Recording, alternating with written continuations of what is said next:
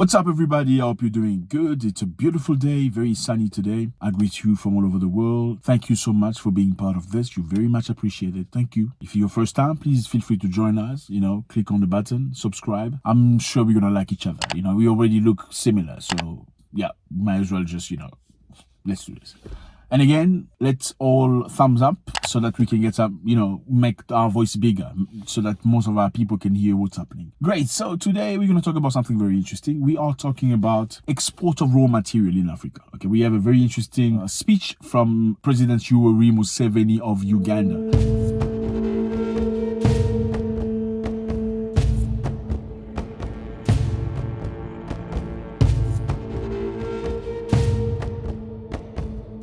Very interesting person that says a lot of things very straight. He doesn't shoot to the side. He shoots straight and it's hurt. So he said Africans should be ashamed of themselves for exporting raw material all over the world while they need to import finished material. Meaning you have timber in Africa, but you have to buy furniture from Dubai. It's a shame. You have cocoa in your countries, but you have to buy chocolate from Belgium. It's a shame. You have iron, you have metals, you have copper in your countries, but you have to buy cars and construction equipment from other countries. It makes absolute no sense. Where are your brains? You're supposed to be the richest people in the world because you've got everything that the world needs to function today.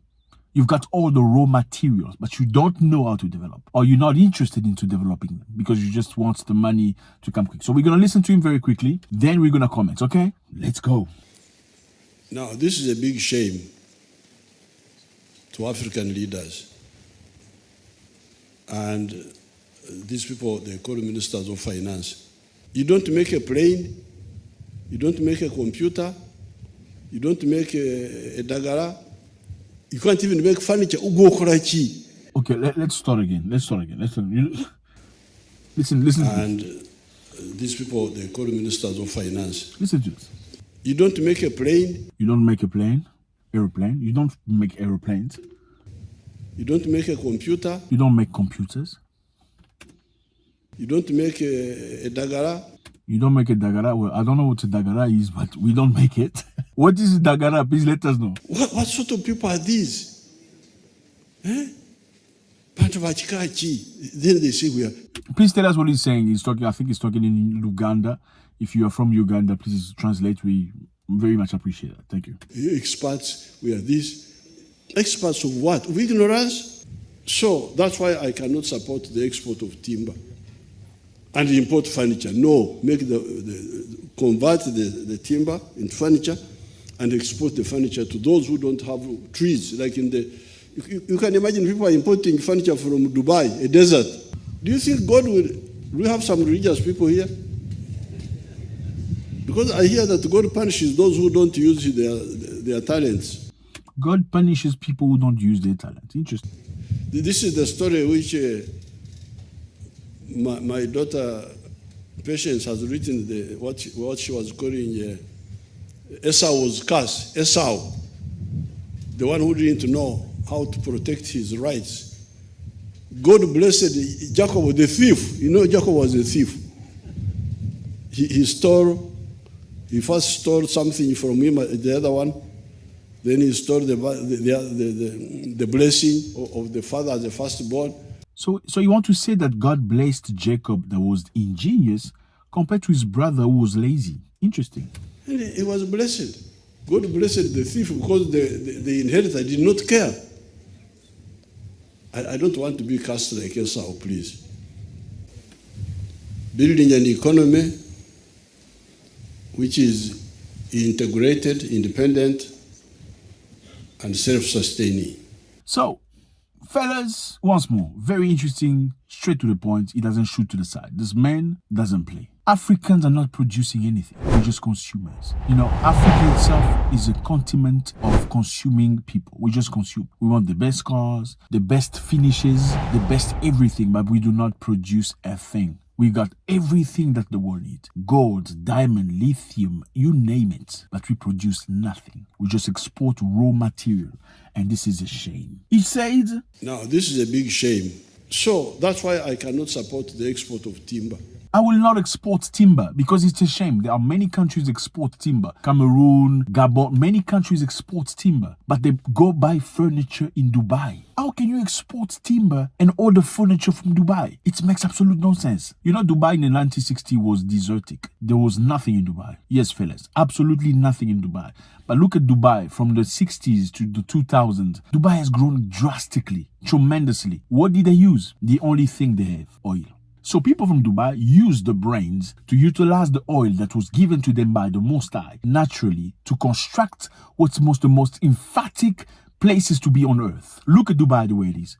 Who doesn't want to go to Dubai? Even America dreams of Dubai. But they use the very same thing they have under the earth, oil. Africa has gold, diamonds, lithium, uranium. What are we doing with it? Export, export, export. Raw material. We don't even have processing plant. Even discovered in many places in Africa, oil. But we don't even have processing plant. Like Dubai, who has oil and has developed its country with the oil, we want to export the oil instead of building processing plant in our continent. Let's not be too sad because some things are happening. They say African countries have realized that continuing to export material raw is an unsustainable path to dependency. Yeah, now we depend on other people, even though we have the raw material. Zimbabwe is under a factor sanction from the United States of America and its Western allies, and can only access funding from China, whose role in Africa is more pronounced in Zimbabwe's steel, lithium, and engineering sector. So basically what's happening with Zimbabwe is Zimbabwe refused to export its raw materials anymore. Zimbabwe's been under sanction for many years. Zimbabwe got sanctioned because the ex-president claimed the land for the people of Zimbabwe, because the land of Zimbabwe was occupied by mostly British people who were colonialists and descendants of colonialists. They had all the lands, all the farms and everything. And people from Zimbabwe were just consumers. They just bought the fruit of the agriculture done by the white farmers. Then President Mugabe came to power and said, you know what? We're not going to work this way. Okay? I'm taking back the land and giving it to the people. A few of you cannot own so much land that my people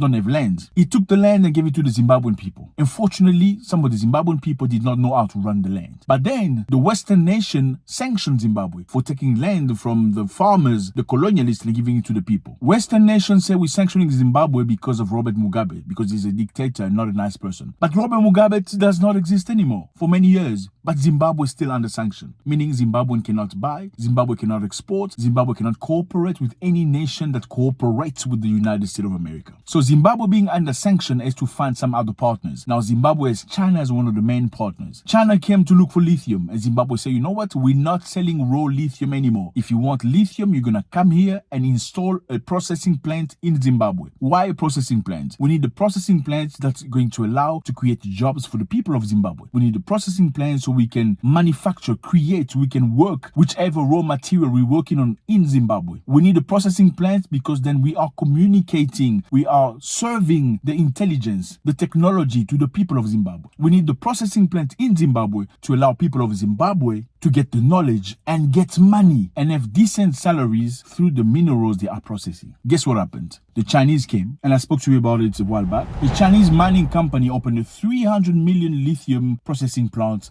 in Zimbabwe. Great, isn't it? Bravo!